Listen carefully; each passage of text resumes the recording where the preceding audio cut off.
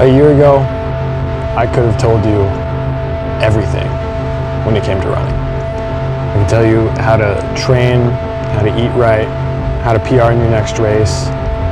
I could answer any question regarding running, except the question, why do you run? And if I'm being honest with myself, I lost my reason.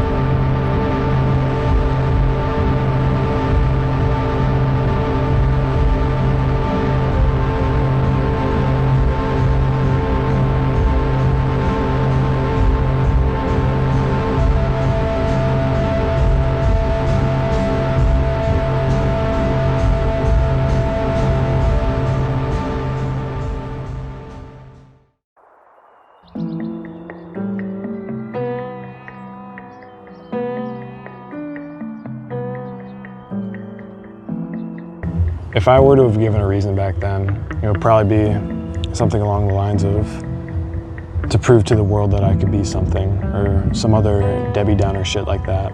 The truth is, I've been so incredibly lucky in life, and for the longest time I treated my life like it was horrible.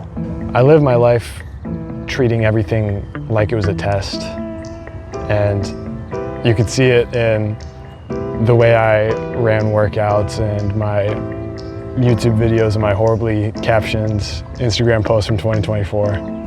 I really thought that self-worth was a privilege instead of a right. And that's what happens when you wait and you wait and you wait to take the next steps, to make the efforts, to be afraid of the moment, to treat everything like a test. Even then, if you're not in the right place, then taking those steps is ultimately worthless. You have to understand that worth and performance aren't remotely coexistent. And once you develop the sense of self needed, only then will you shine like you were made to.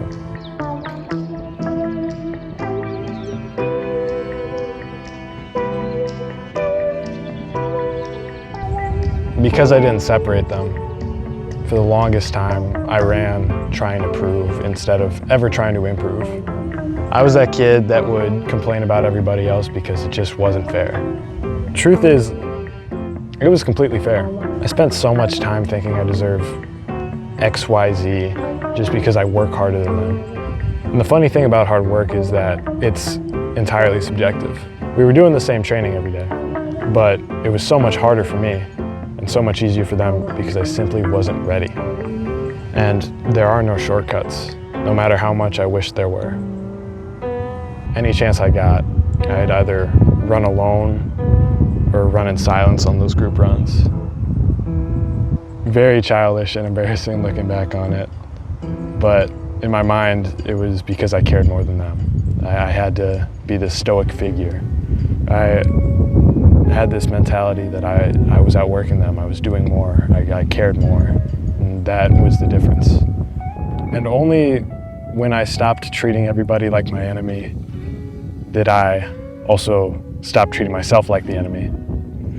The change came when I stopped thinking about where I should be or what I need to get, because that implies this sense of urgency that I have no control over. Your body will adapt when it adapts, and there's no rushing that process. No matter how much bicarb you take or how many shoes you own or how many carbon plates are in your shoe. And especially, you cannot try to catch up to people who are just better than you. It takes time. And there is no one-to-one comparison of any runner ever. Your path is your path alone.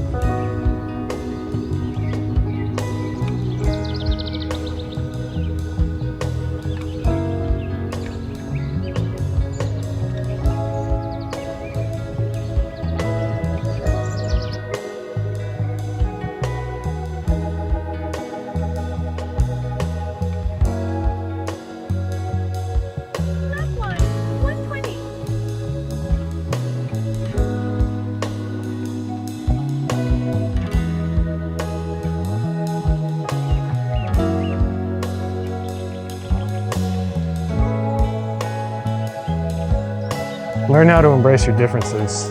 Everybody shines differently. There are certain aspects of running that I might never get down. I seriously doubt I'll ever be that elite marathoner I always thought that I was gonna be. Right now, I'm just not mentally or physically built for the long stuff. That's something I gotta work on. But I do know that I have way more fast twitch potential, way more ability to shine in mid-distance compared to the long stuff. And I bring that up because everybody is different. Like, I'm gonna give a quick shout out to my boy Dalen. That dude, most times he's just casually running 20 milers just for the hell of it, just because he can. And I hurt running 10-mile long runs. Point being, you gotta find what works for you. And a lot of that just comes from trusting your training, trusting coach, and listening to your body. Literally, day one of freshman year, I told everybody on campus, oh yeah, I'm gonna be a 10K guy, I'm gonna make the 8K my bitch. I would make it to 2K of every single 8K and I'd be dead. But once indoor started, I went back to what naturally came to me. I went back to the 800 and the mile. Once I started listening to my body, I became the second fastest freshman in the 800, and I was a scorer at conference when I couldn't even finish cross-country conference. After cross, I understood that I couldn't go out and play hero ball every race. Only when I finally accepted the runner who I am and the runner who I want to be, did I finally play to my strengths.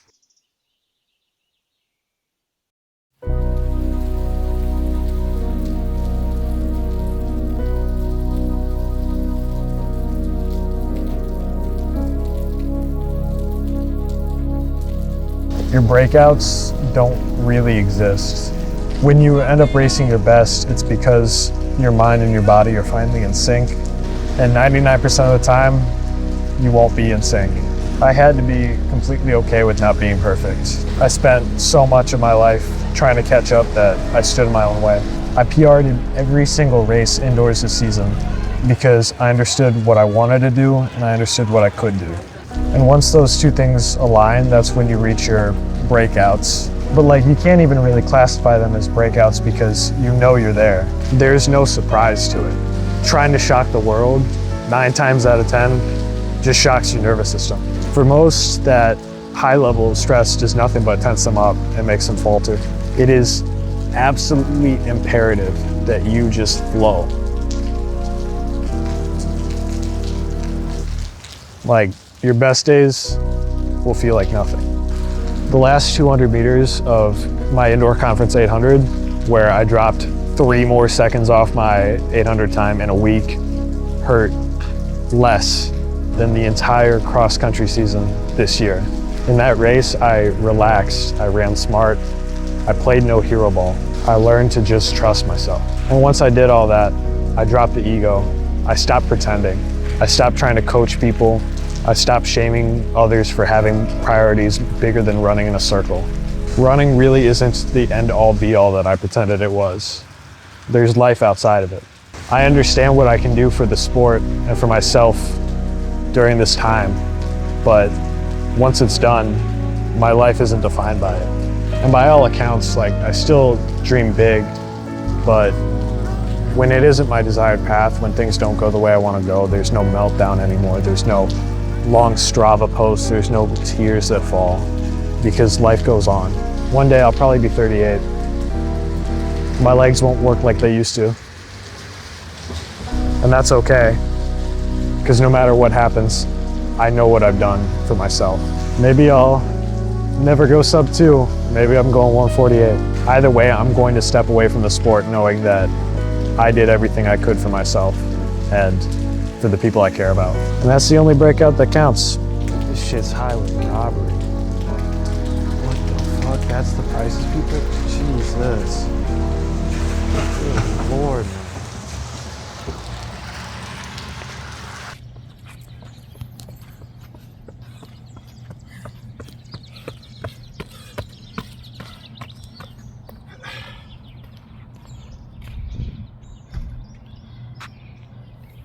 $68 for the last one. That was good. Fire.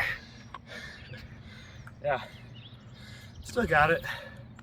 68 didn't feel smooth, but didn't feel bad either. I could crank out a sub 17.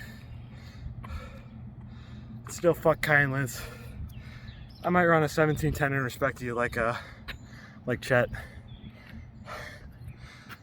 All right, very good.